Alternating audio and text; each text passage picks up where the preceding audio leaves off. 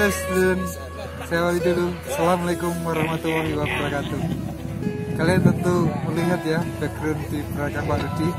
Sungguh indah, sungguh asik, sungguh menakjubkan. Kalian belum tentu tahu bagaimana bumi ini terbentuk ya.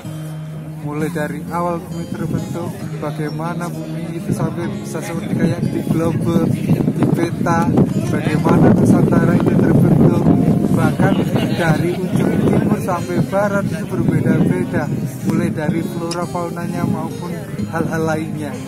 Sungguh indah ciptaan Tuhan Yang Maha Esa.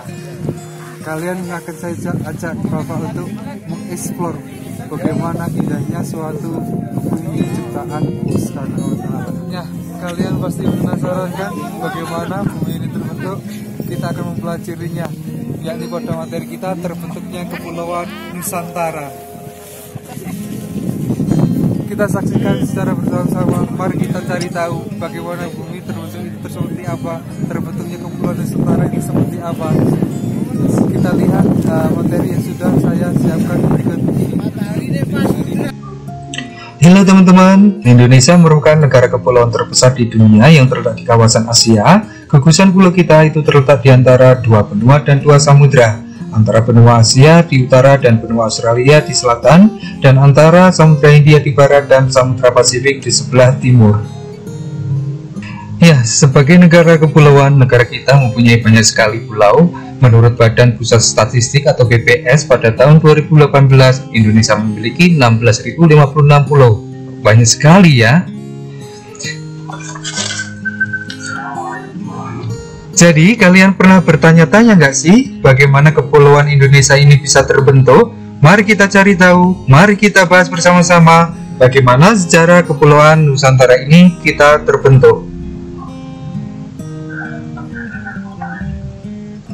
Nusantaraku merupakan surgawi dunia yang memanjang dari Sabang sampai Merauke. Banyak kepulauan indah dan banyak menarik wisatawan domestik dan orang asing. Keanekaragaman alam Indonesia terpampang jelas beriringan dengan keindahan alam yang begitu memanjakan mata. Seolah-olah Tuhan menciptakan Indonesia untuk menjadi surganya di dunia ini. Tapi, pernahkah kalian berpikir bagaimana Indonesia ini terbentuk?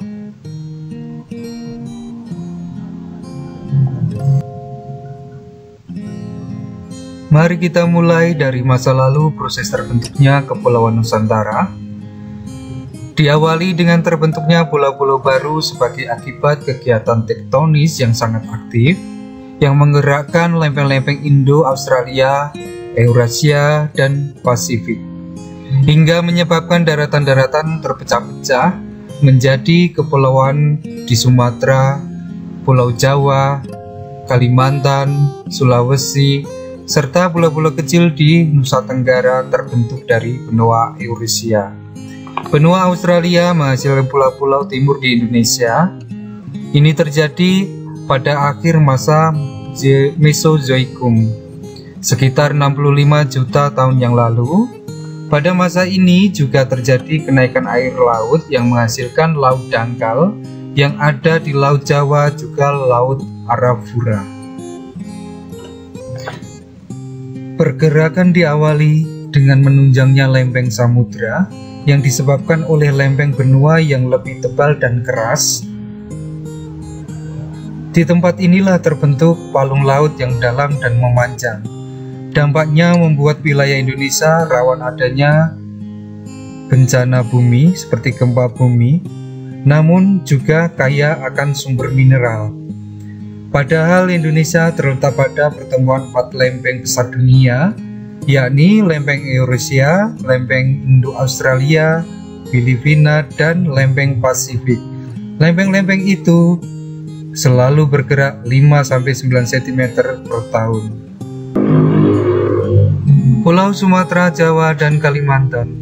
Pulau Sumatera, Jawa, dan Kalimantan ini merupakan bagian dari Eurasia akibat gerakan berbumi membentuk daratan Asia, dan pada pergerakan itu Pulau Sumatera, Jawa, Kalimantan terpisah-pisah. Sekitar 2 juta tahun yang lalu sampai sekarang itulah proses pembentukan Kepulauan Nusantara. Sekitar 1 juta tahun yang lalu, pada saat Pulau Sumatera, Jawa, Bali, dan Kalimantan masih menyatu dengan semenanjung Asia, disebut dengan paparan Sunda. Paparan Sunda ini terpisah oleh naiknya permukaan air laut mulai dari 20.000 juta tahun yang lalu sampai sekarang. Dengan permukaan air laut yang naik atau turun sehingga dipengaruhi oleh suhu bumi dari glasier, beberapa kali pula lah paparan Sunda ini terpisah menjadi beberapa pulau, kemudian menyatu kembali dan terpisah kembali secara berulang-ulang sampai kita lihat pada saat ini. Pulau Sulawesi. Pulau Sulawesi ini terbentuk akibat dari pergerakan lempeng Filipina, Indo-Australia, Asia, dan lempeng yang lainnya di daerah tersebut. Pulau Sulawesi ini terbentuk dari pulau-pulau kecil bagian dari daratan Asia, Australia, dan pulau-pulau kecil yang awalnya berada pada Samudra Pasifik. Disebabkan oleh pergerakan kulit bumi, pulau-pulau ini kemudian menyatu dan membentuk Pulau Sulawesi.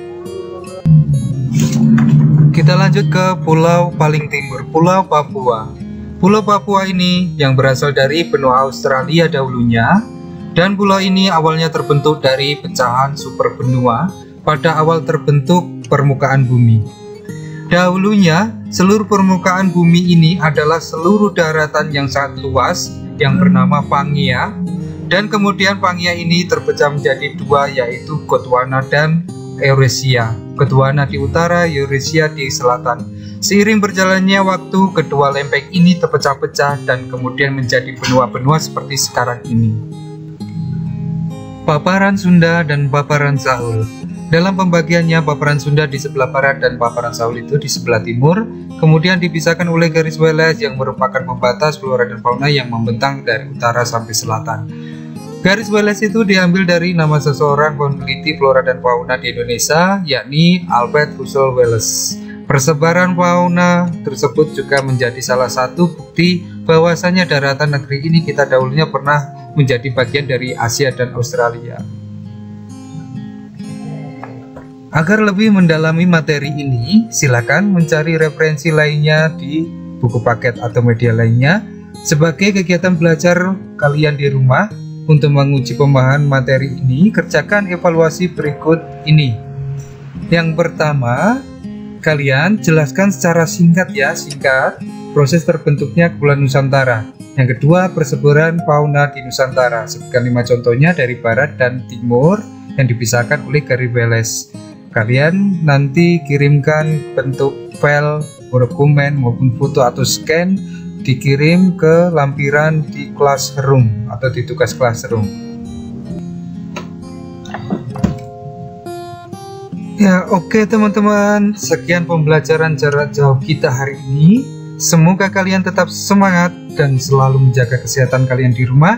Sampai jumpa kembali di kegiatan belajar mengajar jarak jauh kita selanjutnya. Terima kasih, saya akhiri. Wassalamualaikum warahmatullahi wabarakatuh.